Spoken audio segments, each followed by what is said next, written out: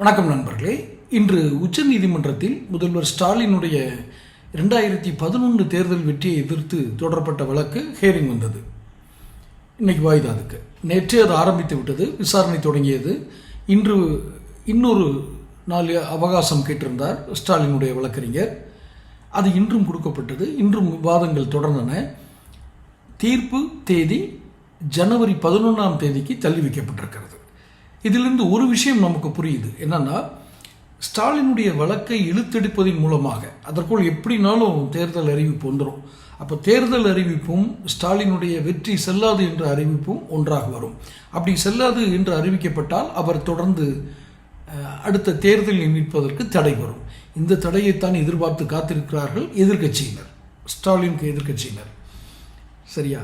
இப்போ என்ன இதில் ஒரு முக்கியமான விஷயமா பார்க்கப்படுதுன்னா, இப்போ தேர்தல் அறிவிப்பு இன்னும் வரல. இப்போவே இந்த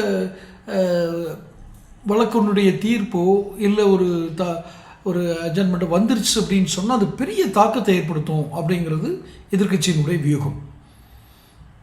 உச்சநீதிமன்றம் என்ன சொல்ல காத்திருக்கிறது? தொடர்ந்து பேசுவோம். சேனல் சப்ஸ்கிரைப் பண்ணிக்கங்க, நோட்டிஃபிகேஷன் பெல் பதிவு பண்ணுங்கள். அப்போ தான் என்னுடைய பதிவுகள் வந்து சேரும்.